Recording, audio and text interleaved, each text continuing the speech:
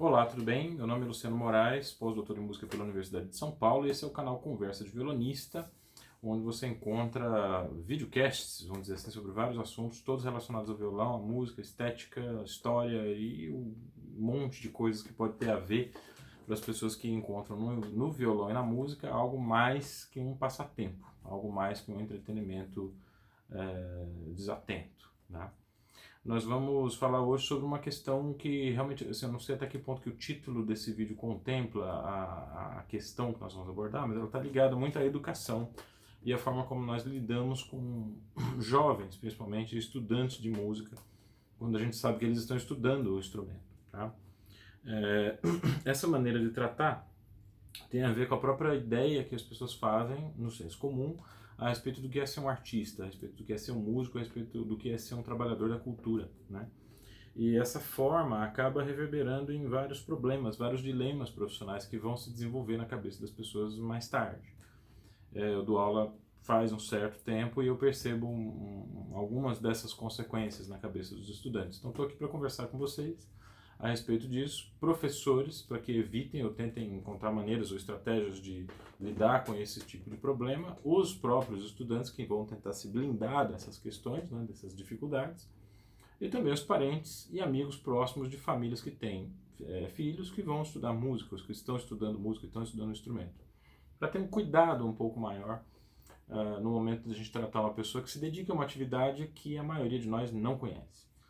A maioria dos casos que eu vou relatar aqui não são casos de maldade ou de pentelhação, nada a ver com isso. São pessoas muitas vezes muito bem intencionadas, mas que acabam expondo os estudantes a situações realmente muito pesadas e muito complexas. E para eles lidarem em um momento que eles ainda não têm muito discernimento, ainda não têm estrada, ou vivência, ou cultura geral, ou informação, ou ainda não têm uma visão da arte propriamente consolidada, que permita a esses estudantes agir ou reagir de maneira adequada a essas situações que são criadas na nossa convivência social. Tá? Então é isso, sobre a hostilidade do mundo, em que consiste exatamente essa hostilidade? Basicamente em forçar a barra para que as pessoas façam coisas para as quais elas não estão preparadas. Tá?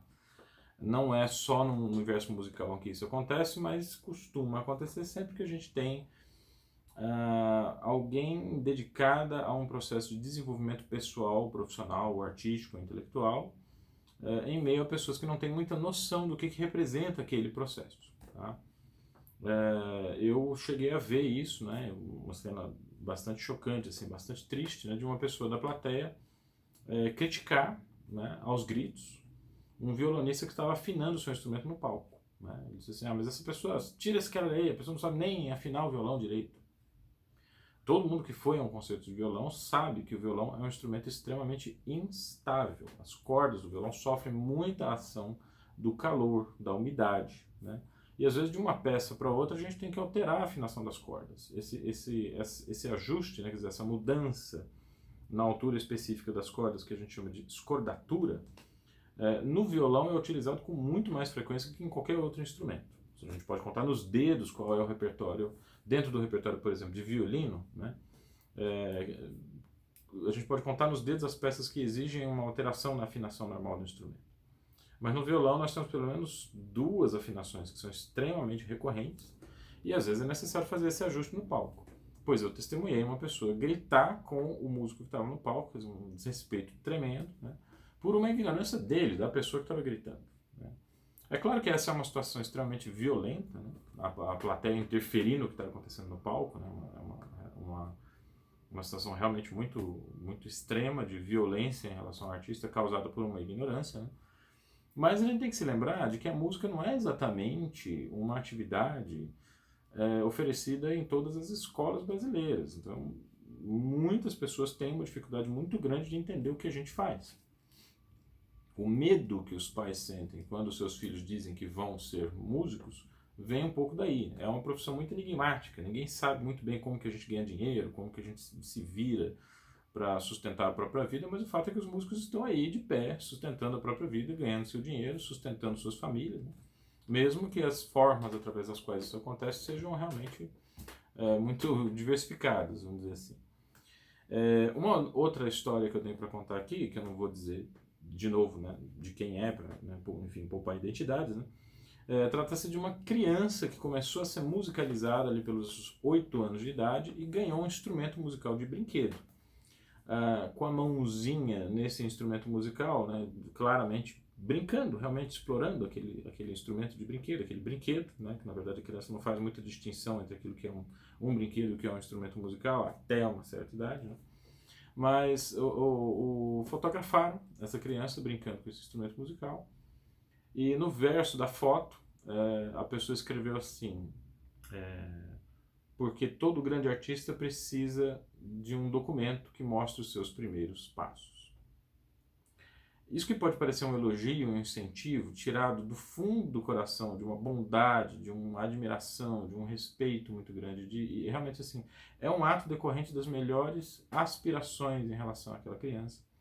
No fundo, provocou muitos problemas, porque decidir-se por ser profissional é uma coisa que não é muito simples. Se você é rotulado desde o começo dessa maneira, a vida na juventude, na vida adulta, em relação à escolha profissional, pode realmente ser crivada de problemas psicológicos, de problemas de identidade, de problemas de colocação da profissão na vida cotidiana daquela pessoa. Ninguém é obrigado a ser um concertista por causa de uma fotografia tirada de criança, né? Mas ser concertista é também uma das várias opções possíveis de ser músico. Uma dessas várias opções que eu acabei de mencionar estão fora do alcance ou da compreensão ou do conhecimento da maioria das pessoas, justamente porque falta educação musical nas escolas e não existe uma discussão ampla, uma discussão social ampla a respeito do que é um artista e como é que um artista se coloca na sociedade. Tá? Quando eu tinha lá, pelos meus 16 anos, eu ganhei um concurso em São Paulo, um concurso de violão de São Paulo, e eu morava em Goiânia nessa época. Quando eu voltei para Goiânia, a gente conseguiu um contato com o jornal local, né, o jornal televisivo local, para fazer uma divulgação, né? Enfim, um aluno goiano, 16 anos, ganha um concurso em São Paulo. Isso virou uma notícia em um certo momento. E eu me lembro muito claramente do jornalista, que era muito correto, muito consciencioso, mas ele mandou essa pergunta: o que significou para a comunidade esse concurso que você ganhou? Ora, aos 16 anos a gente não tem muita ideia do que significa, acho que quase que nada. A gente está preocupado simplesmente em sobreviver, encontrar o nosso nicho, a nossa turma, se situar no mundo e fazer aquelas coisas que a nossa inclinação pessoal, vamos dizer assim, nos levou, né? Para onde a nossa inclinação pessoal nos levou. E é muito difícil a gente responder essas perguntas, né? O sentido social de um concurso, né? Se me fizesse essa pergunta hoje, eu diria provavelmente o seguinte: olha, eu ter ganho o concurso significou que não tinha ninguém melhor tocando comigo naquele momento. Porque normalmente os concursos são vencidos por pessoas exatamente por essa razão. O primeiro colocado é o primeiro colocado porque não tinha alguém melhor para disputar com ele esse primeiro colocado. Se tivesse, essa pessoa estaria no segundo colocado, no segundo lugar, ou no terceiro, seria até desclassificado. E isso pesa muito pouco na trajetória de construção de um artista. Palavras de Johann Fostier, quando ele fez banca comigo do concurso Vital Medeiros em 2011. Ganhar ou perder um concurso é um passo muito pequeno na trajetória de um artista. Então, assim, essa é uma questão para a qual a mídia e o senso comum e, consequentemente, as pessoas não estão, de fato, preparados para lidar com isso. A gente entende o concurso como sendo uma consagração, uma espécie de uma vitória sobre outras pessoas, ou uma prova de que você tem mais mérito ou tem mais valor do que outros que estiveram concorrendo com você e eventualmente não tiraram o primeiro lugar ou não tiraram aquela colocação. Basta que o concurso seja realizado uma semana depois para que os resultados se invertam radicalmente. Existem pessoas que tocam muito bem, que têm uma facilidade muito grande, que têm uma visão musical muito profunda, mas que não necessariamente lidam com situações de pressão muito grandes. O grande violonista cubano radicado nos Estados Unidos, Manuel Barrueco, é um exemplo. Ele nunca foi premiado com o primeiro lugar em um grande concurso internacional. E, no entanto, é um artista celebradíssimo, cheio de uma discografia vasta, um dos violonistas mais respeitados da atualidade.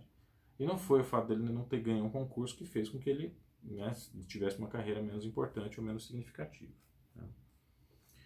Uma outra situação um pouco constrangedora que eu enfrentei foi quando um parente, né, próximo, né, um amigo da família, pediu para que eu tocasse alguma coisa de que eu realmente gostasse. Falou assim, eu quero que você toque uma coisa que você goste, né, uma coisa que você curta, né, porque existia aquele dilema de que o estudante precisa tocar aquilo que as pessoas gostam de ouvir.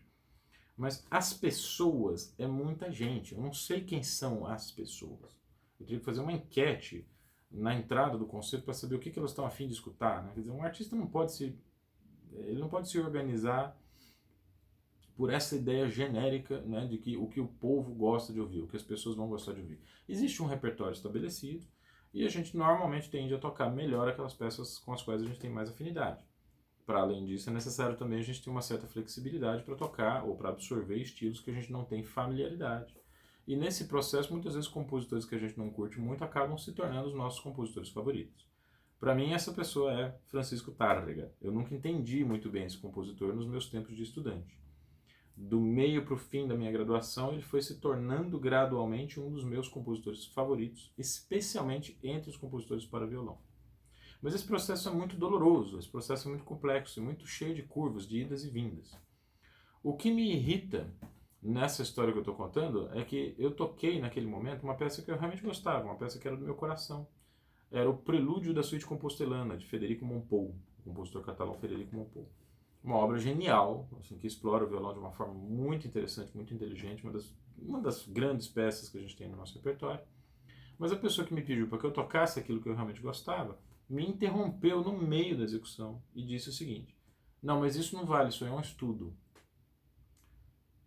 Eu me pergunto até hoje quais eram as referências musicais dessa pessoa para que ela considerasse o Prelúdio da Suite Compostelana de Federico Mompou um estudo.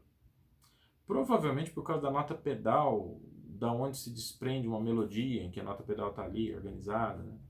Ou talvez por alguma razão, é um prelúdio muito motívico, né? Ele tem alguns motivos muito curtos que são trabalhados à exaustão, assim, quase que de uma maneira beethoveniana, apesar do Federico Mompou ele não tinha muita admiração pelo Beethoven, né? Um dos compositores favoritos dele era mais Mozart do que Beethoven.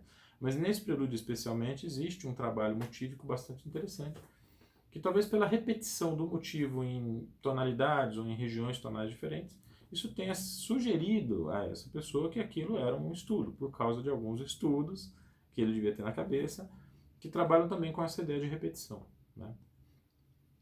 Absolutamente não se tratava disso. E eu tinha muito pouca vivência musical para dar uma explicação correta, convincente e ao mesmo tempo adequada, né, para essa pessoa, para explicar a ela que aquilo não era um estudo, que aquilo era um prelúdio, e as diferenças estilísticas entre uma coisa e a outra, o que caracteriza um estudo, o que caracteriza um prelúdio, como que eu não pude conversar com essa pessoa, que merecia a minha atenção nesse sentido, né? Por uma razão muito simples. Eu era um jovem estudante naquela época e eu não tinha preparo para encarar essas grandes questões da história e do estilo em música. Muitas vezes as perguntas simples precisam de uma graduação inteira para serem resolvidas.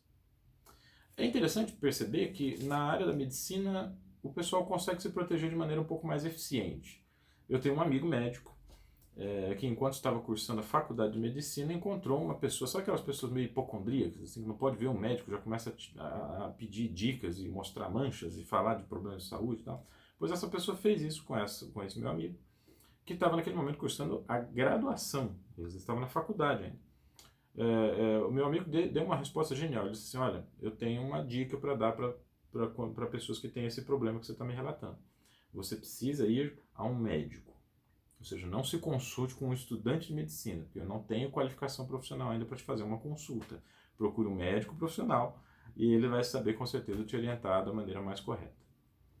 Entre os músicos, a gente não tem essa noção de que as pessoas durante a fase estudante precisam ser deixadas em paz, aprendendo. O termo é estudante por causa disso, eles estão estudando. É verdade que a gente continua estudando a vida inteira, mas existe um tipo específico de estudo que é o aprendizado do vocabulário profissional daquilo que a gente está fazendo. Ou seja, as pessoas não têm preparo, não têm que ter preparo para responder a esses grandes dilemas da arte, da história, do estilo e da técnica da composição, se a gente não tem ainda 30 anos de idade. A sociedade precisaria deixar esses estudantes um pouquinho mais em paz, porque algumas dessas exigências que eles fazem, né, algumas desses pré-julgamentos, muitas vezes carregados de preconceitos, aqui eu estou usando a palavra preconceito no sentido literal, tá, de conceito prévio. Não é errado ter preconceitos, o que é errado é a gente querer modelar o mundo à imagem e semelhança desses preconceitos e não aceitar discutir esses preconceitos. O que ocorre é que mesmo professores muito qualificados têm dificuldades de discutir os preconceitos que as pessoas têm em relação à música. Como que a gente vai exigir isso de estudantes? Então é necessário que os estudantes tentem criar uma espécie de barreira de proteção contra esses avanços, né, vamos dizer assim, de pessoas muitas vezes bem intencionadas que querem realmente saber e perguntam porque não sabem e elas têm o direito de saber. Mas é necessário que os estudantes se blindem e eles falem, olha, eu sou um estudante de música, eu estou pesquisando tudo isso ainda, eu ainda estou entendendo como é que funciona essa área, né? E não se deixar serem levados por uma espécie de vaidade, né? Que faz a gente acreditar que só o fato da gente estudar música já coloca a gente num patamar superior, né? Franz Liszt dizia que o artista, o músico, é um ser pensado por Deus para fazer a ponte entre o céu e a terra. Eu leio essa frase hoje e entendo como uma jogada de marketing muito característica do século XIX, que era associar a figura do artista à figura de um semideus, ou de um ente dotado de habilidades especiais, que na verdade de especiais não tem nada, porque existe um caminho de aprendizado até se atingir essas habilidades. Ou seja, eu não sei se o artista seria um ser pensado por Deus, ou se ele seria pensado por uma coisa chamada pé de boi, né? Que é aquela pessoa que tem um pé firme ali para ficar sentado 6, 8 horas no instrumento até chegar a objetivos que ele almeja conseguir. Não é suficiente também, muito empenho também não é suficiente talento. Se a pessoa não tiver uma boa orientação, um bom professor que possa fazê-lo trilhar o caminho do aprendizado sem muitos percalços, né, sem muitos acidentes no trajeto de desenvolvimento, esse talento e essa facilidade não vão servir de nada. Tá? Eu queria falar com vocês um pouco sobre um livro muito interessante que eu usei no meu mestrado, sempre volto a ele para refrescar um pouco as ideias. Esse livro chama-se A Origem da Obra de Arte. Algumas pessoas tentam traduzir como o originário da obra de arte. O autor é o filósofo alemão Martin Heidegger, que é provavelmente um dos grandes filósofos de todos os tempos, e ele se debruçou então sobre o problema da obra de arte. O que é a obra de arte e o que o fato de que os seres humanos produzem arte tem a dizer a respeito da essência própria do ser humano. Tem um parágrafo que inclusive foi para uma citação de algum lugar lá no meu mestrado, que diz o seguinte: para onde a obra se retira e o que ela faz ressair, nesse retirar-se eis o que chamamos a terra. Ela é o que ressai e dá guarida. A terra é o infatigável e incansável que está aí para nada. Na e sobre a terra, o homem histórico funda o seu habitar no mundo. E aqui ele introduz uma noção que ele vai contrastar, ele vai fazer contrastar. Terra é uma coisa, o mundo é outra.